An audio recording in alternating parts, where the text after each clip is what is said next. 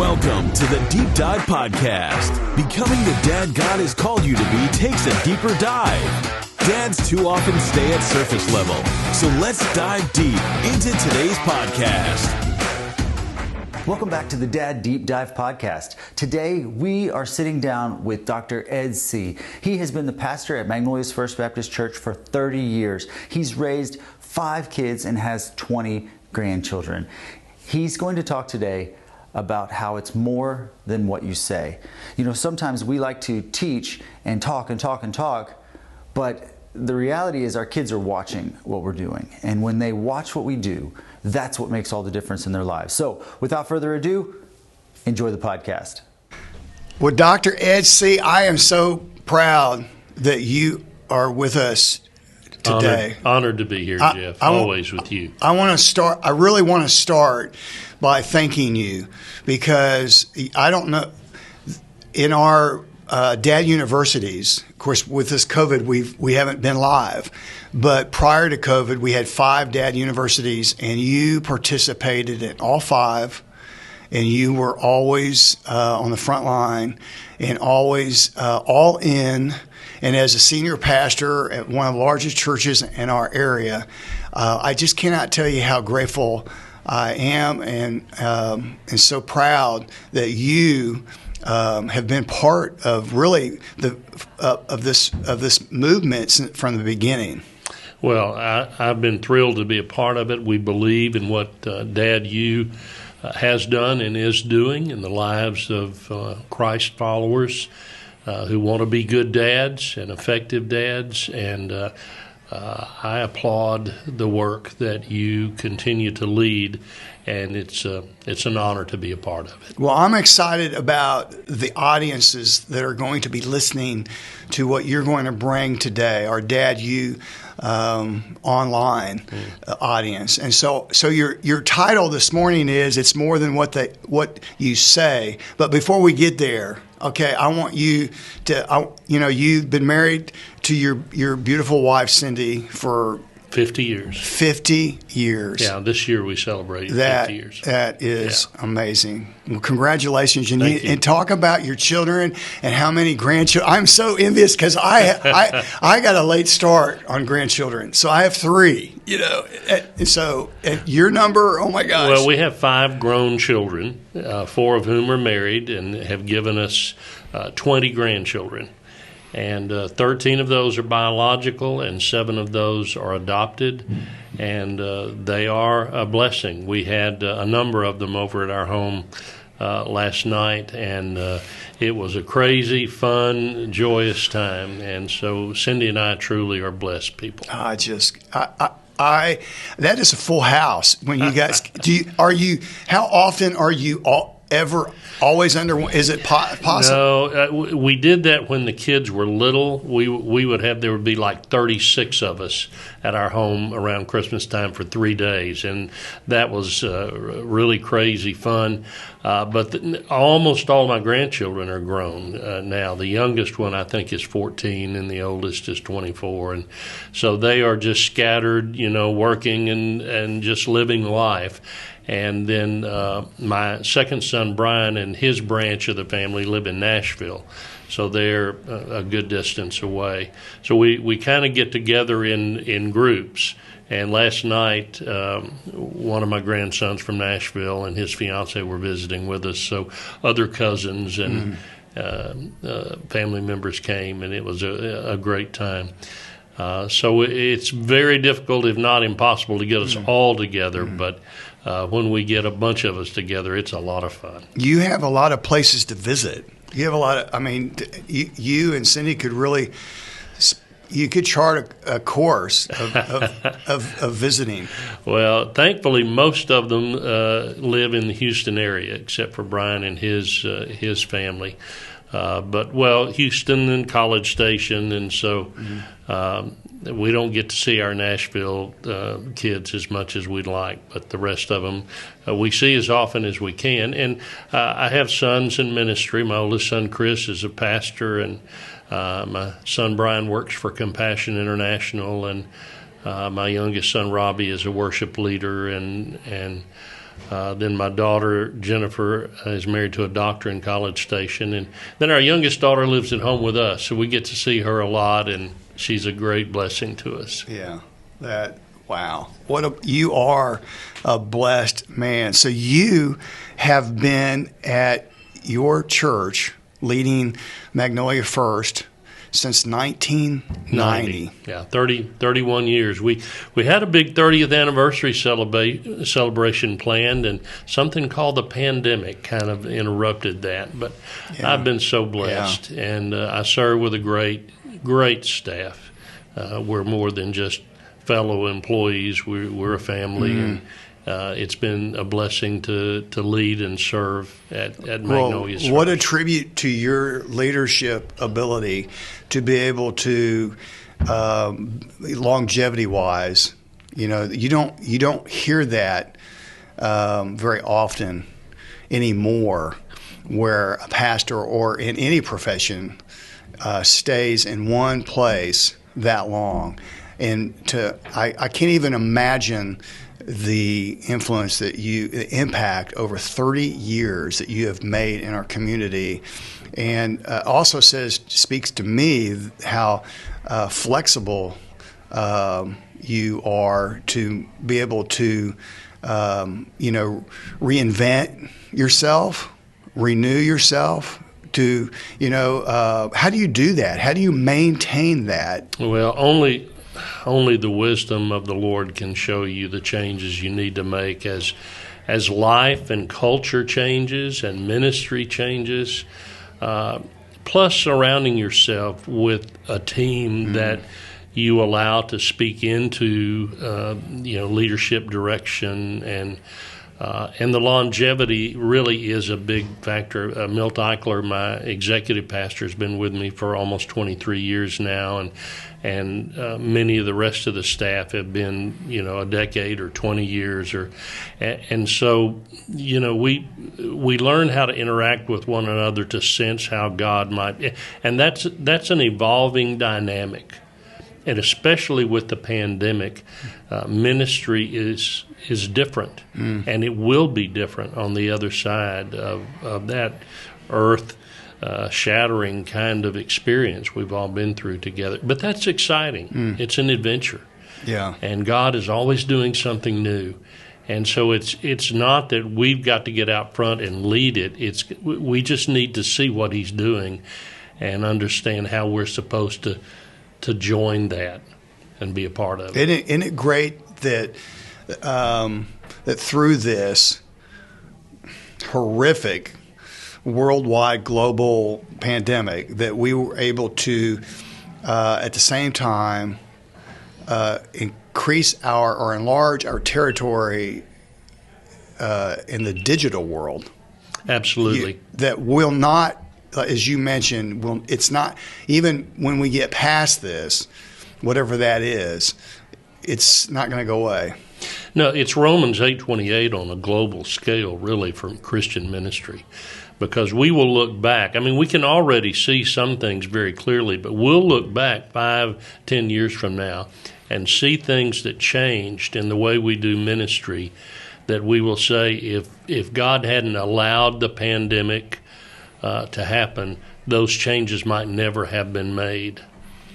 He's pruning His church and purifying His church and making us more effective. So, here in this last season of my pastoral ministry, I'm just thankful that I get to be a part of what He's doing, that I hadn't already, put my Bible on the shelf and sat in a rocking chair, that. Well, Pastor Ed, I don't believe that you'll ever put your Bible on the shelf. No, never. You will. And nor do I believe you're in your final chapter. I believe that God has, regardless of whether you're in a rocking chair or in the pulpit, your journey is going to be impacting many one way or another. And I give thanks for you and your life, and I just am excited again about what our listeners are going to gain from our conversation today. So Why today's title? Why, it's more than what you say? Well, Jeff, I think there's a misconception that our words are the most powerful influencer in our children's lives. And certainly we need to communicate. There are dads who are non-communicative, and that's very unhealthy. But it's more than just what we say to our kids. It's how we live, how we conduct ourselves, the values and the philosophy of life and faith that we communicate with our actions are the things that really impact our kids and shape them in one way or the other. Wow. So, in Dad University, I remember that you talked about, in one of the many Dad Universities you participated, you talked about teachable moments. Mm-hmm. So, what do you mean by that? Well, I've got great admiration for dads who are able to pull off family devotionals, where they gather them all together and they open the Bible and they teach and the kids sit with rapt attention. That was never our experience. My sons would be rolling their eyes, or, today the teenagers would be on their cell phones and that sort of thing. So I think that's a good thing to do if you do it well, but it never really was impactful for us. And so my philosophy always was to look for those times as life's experience together brings you to certain circumstances or problems or issues that raise questions of life and faith that you can speak into in a normal kind of way. If you just kind of pull a subject out of the air, our kids are not really that interested. But if they have a friend whose parent has cancer, or they're struggling because somebody at school is mistreating them, or any life situation, if you ask for God's leadership of how to speak into that situation, what faith means in that kind of situation, then I think those are teachable moments because their heart is open, their mind is open, and I believe it helps to shape their life. Yeah. And you and I both know for that to happen, as a dad, you have to be present. Absolutely. And you have to include the kids in what's happening in your family's life. I'll give you a quick story as an example. My son tells this story in sermons from time to time. There was a time when we had just started a pastoral ministry in a church plant, and we were struggling financially, like many young ministers do. And the finance company for our church, our family van made a mistake and sent us the title, the paid-off title to that van when we had not paid it off. And I remember opening that and seeing Dad and the kids were there, and they just thought, wow, okay, Dad won't have to make those payments anymore. And I said, no, we have to tell them they've made this mistake. We still owe them money. Mm-hmm. And it was a time that my son has never forgotten, that I could have done something that was ethically wrong to my own advantage, but because it was right, I did something else. And I'm not trying to pat myself on the back. Any of us should have done and would have done the same thing. But it made an impact on him, that integrity means you do what is right because it's right and because it pleases God. Well, simply acknowledging that as an opportunity, and not bigger than doing the right thing, which was the point, but also understanding the foundation, or the ramification of that decision in your children's life. I could have done it and never even mentioned it to them, and missed that teachable moment. Yeah. So it's a lot of what you do, and not always what you say. And, they see you read your Bible. They see you not just in the pulpit on Sunday, but they see Pastor Ed during the, Dad during the week, and your actions and your words and your deeds and so forth. And then when those opportunities present themselves, you utilize those, as you said, those teachable moments. Absolutely. And growing up in a pastor's home, they saw church people mistreat their dad, because that's just the nature of church ministry. Mm-hmm. We're all flawed, sinful people. And so I could have had a family devotional where I read them the passage Jesus said, love your enemies. But if I treated people well who treated me badly, that experience was a far greater teachable moment than a family devotional when I was trying to teach them sterile biblical truth. Yeah. Yeah. And what you just illustrated is exactly why we feel like at Suit Up Ministry, the role of the dad is so essential, because there are so many kids that lack that opportunity because their dad is not involved in their life. Yeah. Or either they have chosen not to be involved, or there is just no dad at all. And so those kids don't have those tools in their toolbox. They've never had it modeled for them along the way. And what they see is on TV or the wrong examples along the way, and they just, end up, repeating those, and that cycle continues. And so they get to school and they get to the job force or whatever, and they've never had anyone emulate that decision-making process. Or if someone comes home, as you gave an example, maybe they come home and there's someone that's giving them a hard time at school. There's no learning of coping skills, or no conversation of how you endure something like that. So those teachable moments are important, but we've got to be present. Absolutely. And even in families where a marriage has failed and quote-unquote broken homes, those dads have an opportunity to show their kids how you should conduct yourself in conflict, because there's lots of conflicts in that.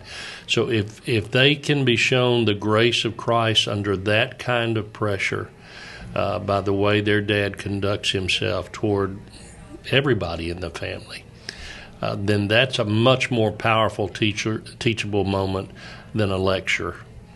So what's the impact of inconsistencies?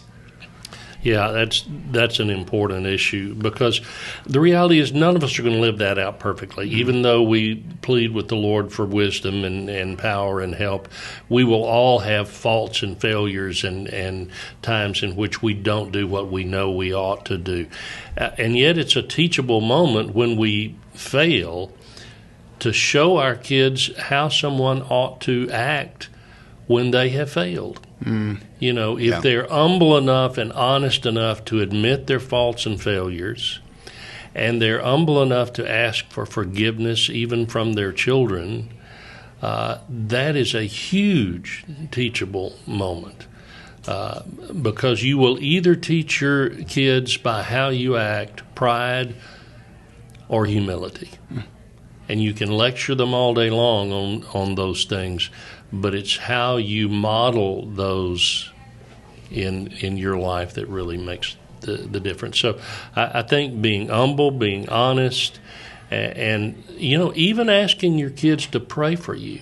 If you have blown it, to just say, Dad really messed up here, and I want you to pray that next time that God will help me not to do that again. That's huge to a kid. It teaches them authenticity and humility. Yeah, that dad transparency. That we make mistakes, we fall short, we fail. That we continue to strive to be better, but we're not always gonna get it right, and I can think of scenarios where, like you said, the humble thyself to our own children is so important. So, I think we want our kids to, continue to believe what they do when they're little, that we're Superman, that that Dad can do anything, but as that relationship, as they get older, the reality is that we're there as a guide, but sometimes we stumble as well, and so. And that, again, going back to that teachable moment, one day hopefully you're going to be a dad yourself, and I want to model, I want the cycle to continue in a positive light. That I make mistakes, and sometimes it's not easy. We don't get an owner's manual sometimes when we become a father or a dad, and sometimes it's trial and error. And son or daughter, I'm sorry. Yeah. Yeah, and I think something dads don't often realize, that by the time our kids get into adolescence, they're trying to figure out, okay, what are the values? They may not even be able to articulate it, but they're trying to figure out, what are the values that my dad believes in and tries to live? Mm. And then, will I respect him enough to want to emulate those in my life, or will I silently reject them and look for my values somewhere else? Mm-hmm. And that's a huge thing. And I think if we're honest with our kids, look, I'm learning too. Mm. We're going through this together. We're on a journey through life together, and I won't always do it right, but when I don't do it right, I'll admit it, and we'll move on together.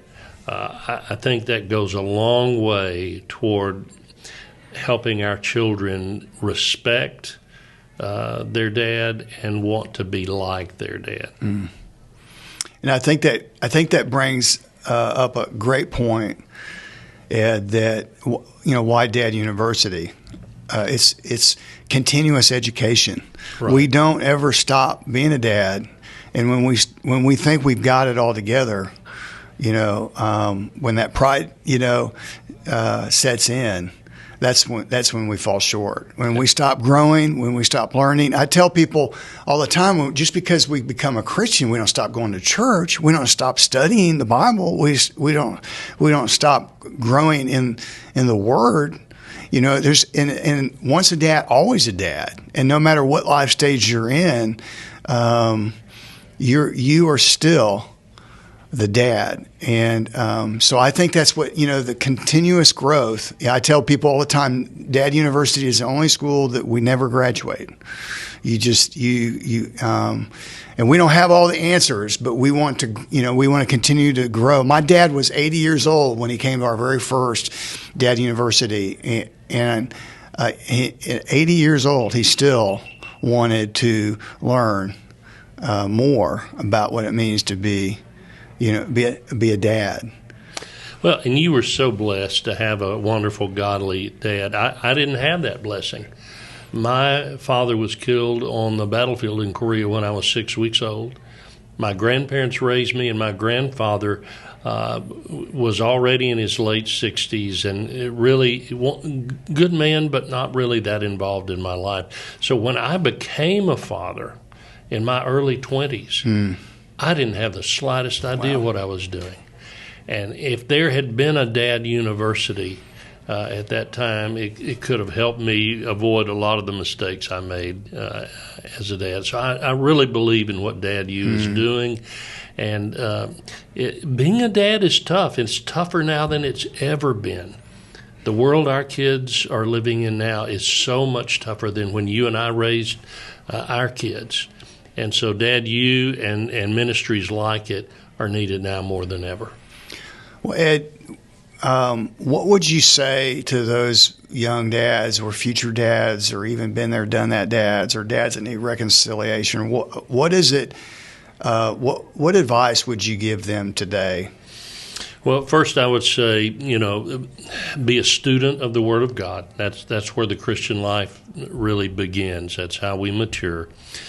Second, be involved in a ministry like Dad U, that there is an ample abundance of resources to pull from, to learn.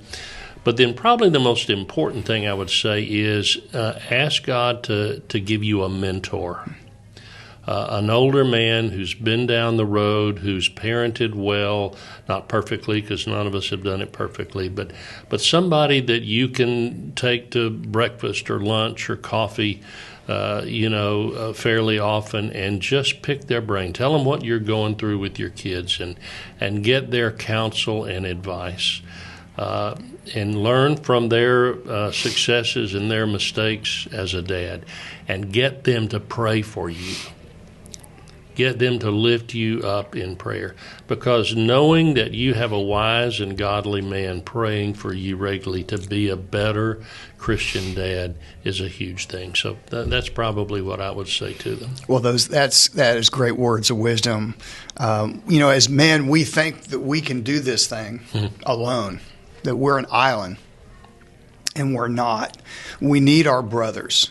And to hold each other accountable, to be that white cloud of witness, to uphold us, to encourage us, to exhort us. I want to thank you for being that model for the people and the men that you lead, that you've led over the years, that you continue to lead in this community and in your church and in your very own family, and being that daily, active, devoted dad that you are, and not necessarily breaking that cycle. You mentioned you lost your dad and you had your grandpa and so forth, but if we haven't had that dad, then we can be that dad. That's right. And start that cycle right now. We can be the cycle breaker. That's right. Or the cycle starter, or however you want to interpret that. So again, you're right. I was blessed. I feel like I have that responsibility to continue that legacy. But as men, we have a choice every day to be that one man, to make that one change that changes generations. That's right. And to have the humility to say, okay, I don't know it all. I do need help. And most of all, I need God's help. That's a huge thing. And I think you teach that, you model that, and the impact that you and the Dad U ministry is having and will have on dads, only eternity will reveal the scope and the depth of that. Well, Ed, it's been a pleasure. I love you, my brother. Love you, my friend. Hey, to God be the glory. Amen. Thank you for being here today, and thank you for being a dad. Well, I'm honored to be with you, and we give him all the glory. Thank you so much for joining us today for the Dad Deep Dive podcast. This has been an incredible time. I'm so glad and thankful that you have spent the time to listen. If you need anything, you can reach out to us. If you have any questions, Seth at Suit Up Ministries, I would love to answer any questions you have or connect you in any way possible with anything that we have to offer at suitupministries.org, or to answer any questions regarding today's podcast. We all struggle with the idea of trying to do our best as a parent and as a dad. And so, men, if you have any questions from today's podcast, I would love to connect with you and just have a dialogue regarding what we can do as our next steps to being the dad that God has called you to be. Again, thank you so much for joining us. Have a great week.